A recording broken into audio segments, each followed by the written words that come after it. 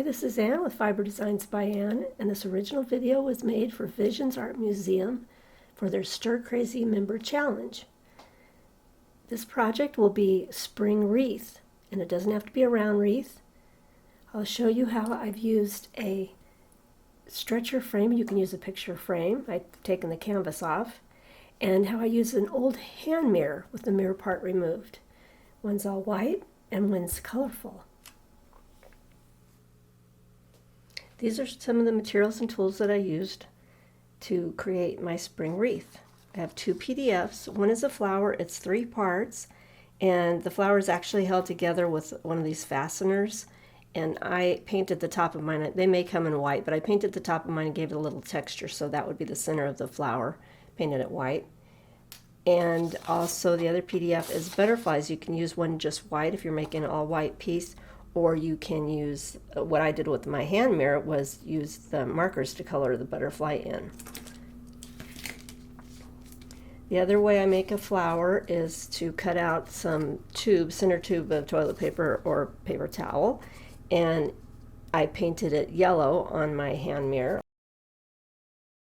You can also make a flower out of fabric, and I used it inside of a tape holder to make my circle, but you could use anything. And this is a nice fine cotton, white cotton. It holds the shape, but you could use a color fabric as well.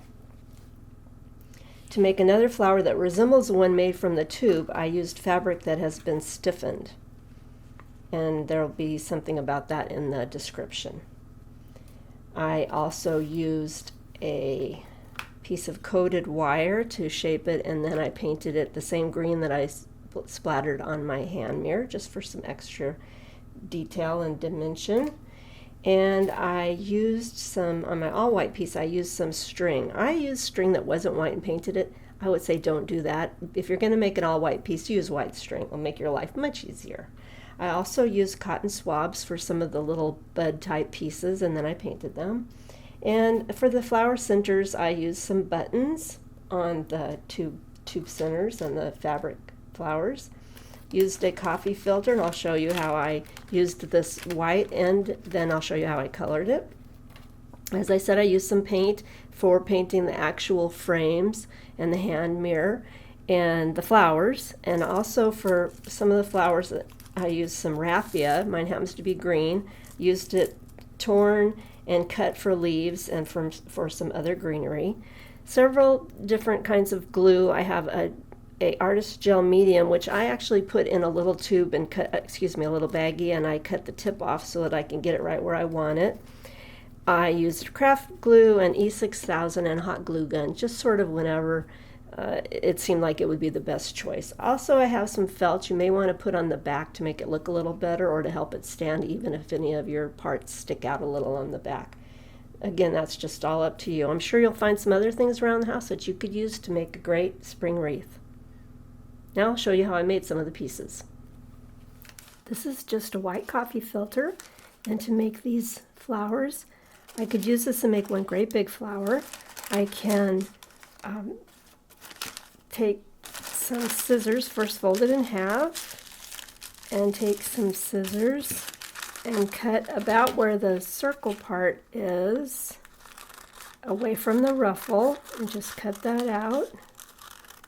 Doesn't have to be real perfect. And then I can make this into one big flower and this into a smaller flower, or I can take this bit, well, let's take this first, when it was folded in half, and just cut it,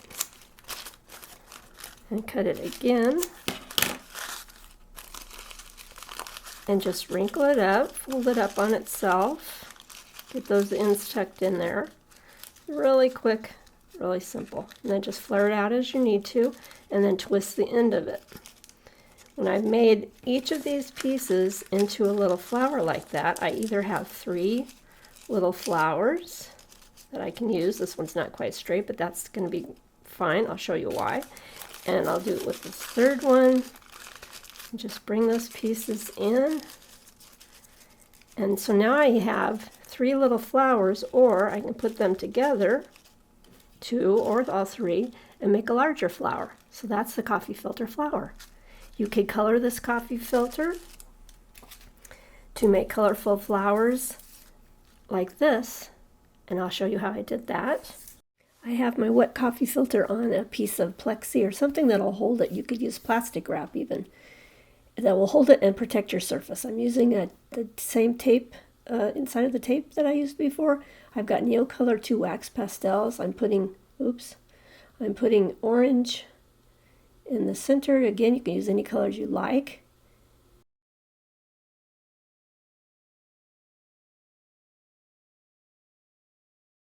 So this is going to make 3 flower pieces. So the edge that I'm doing right now is going to be the top edge of one of the flower bunches. And just spread it around. Color it around.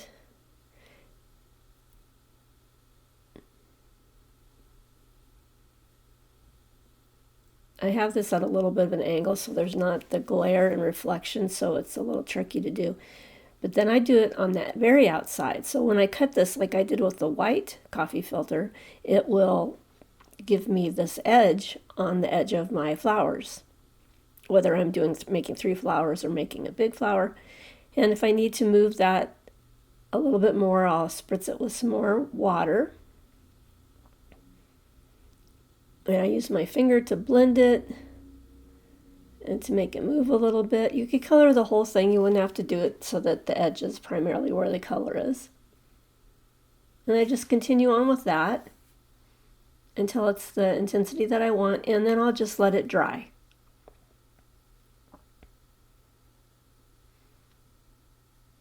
And once it's dry, just cut it like I did the white flower, and then you'll have those pretty flowers. Now, to make this flower that is a little softer, but it looks similar, I've taken a piece of fabric instead of a coffee filter, and I've cut a circle, and I use the inside of a tape, but you could use anything that'll make a nice circle, any size you want. I also use it for the leaves. It's just fabric leaves. And I fold it in half, and then I fold it in quarters, and then I take my scissors, and I just do a little, you can do this any way you want, just a little scallop on the top. It doesn't really matter that it's very straight, or very regular, I should say. It's just any old way.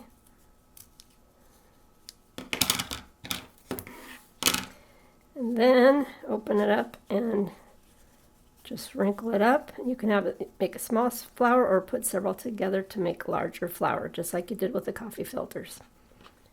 Now to make these little flowers with the layers, I use my PDF printout, and it has 3 different sizes on here. And I cut one of each size, and then I poked a hole in the center. I did actually use a tiny hole punch I have, but it might be easier to use something else. And then I have a fastener, and I'm going to layer these up.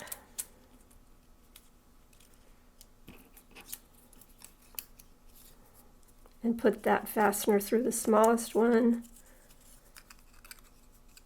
And the next one. And then I'm going to just sort of shift them so that they don't all line up.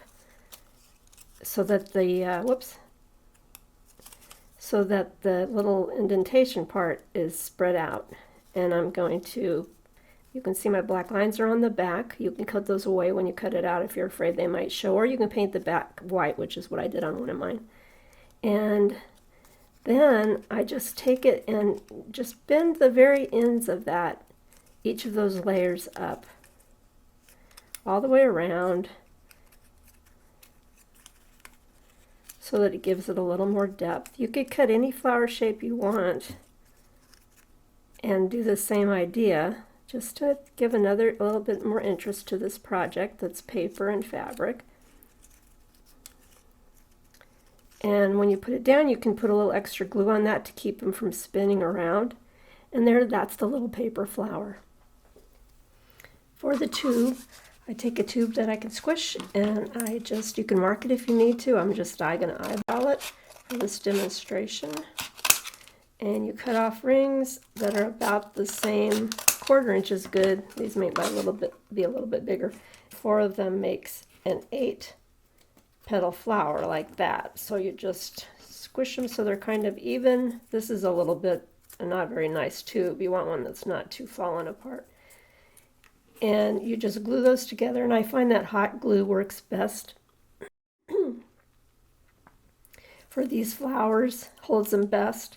And then you can paint it when it's together as the flower, and then I just take some more glue and apply the little button to the top. And that's a really fun and easy way to make a flower. And to do them in fabric, stiffen fabric, it's about the same idea. I just take my fabric and I cut a strip, and then I just fold that strip in half, depending on how long it is and how big you want your flowers. I just fold it in half, bring those edges in, again glue it in the middle, glue it together, and I do use regular, like a craft glue that's softer to hold these together. You just might have to hold it for a little bit of time. And the same thing, and this I use a lot more petals because it's a little more flimsy and it just fills in nicely. And I also made these little tiny ones, the same idea, except for instead of going in a circle, I just used like half. The other PDF is the PDF for the butterfly, and on here I used a white. I just cut away the black. And then on this other piece, I colored it in with marker to make it a little more colorful and fun. And that's really easy with the butterfly. Now for these little pieces that are kind of like little buds, I just use cotton swab, and I cut them to different lengths and used different glue and just glued them down. Just want to think about where you're going to put them, and so that maybe the ends will be covered up by other elements that come on top. With the paper leaves, I just cut out paper leaves from the PDF, and I had them on a soft kind of squishy surface, and I just took a ball tool or something that can cause a indentation and made a little crease so that they could bend and have a little bit of a vein, a little more definition.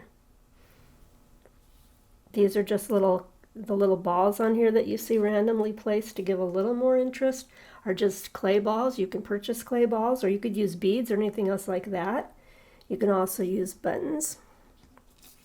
When I started with this, it was just a raw frame, so I painted it white, a couple coats, and then to add the string, I just hot glue gunned. I can show you the back of this, it's not pretty. Hot glue gunned it on, or I might have used E6000, and let it dry, and then wind it around however I want it. And that's just for a little more interest, and it helps hold some of the flowers and pieces in.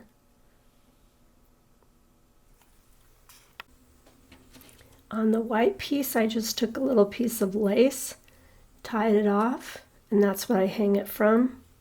And on the colorful piece, I used a little raffia and just a little bit of more of the little flowers.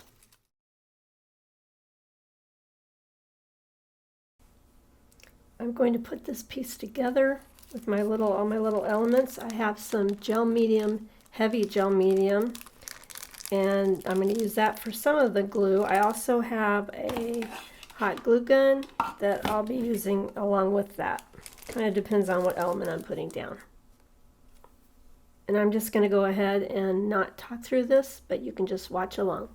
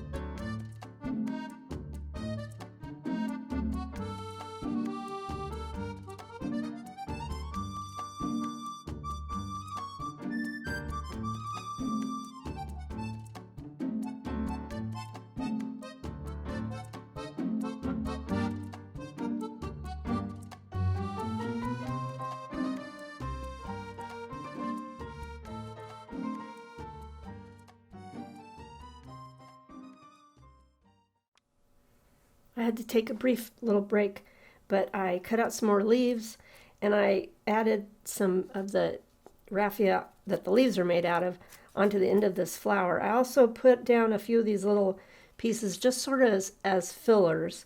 They're of the fabric that this big leaf is made, flower is made out of. And I added, there was a weird little circle thing down here, so I added these little pieces to the end. So now I'm going to go ahead and continue on. I'm going to glue down my other pieces and the butterfly, and then I'll show you what I have. And I'll just let you watch this now.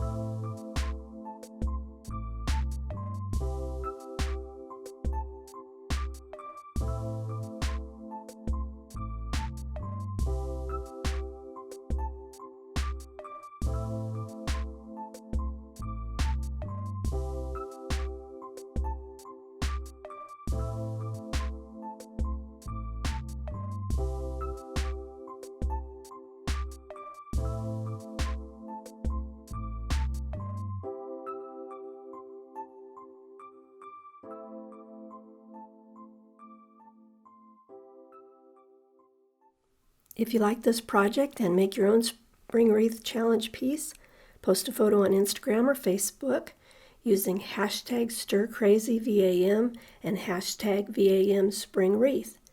If you like this video, please give it a thumbs up, subscribe if you haven't, and tap the bell to get new videos.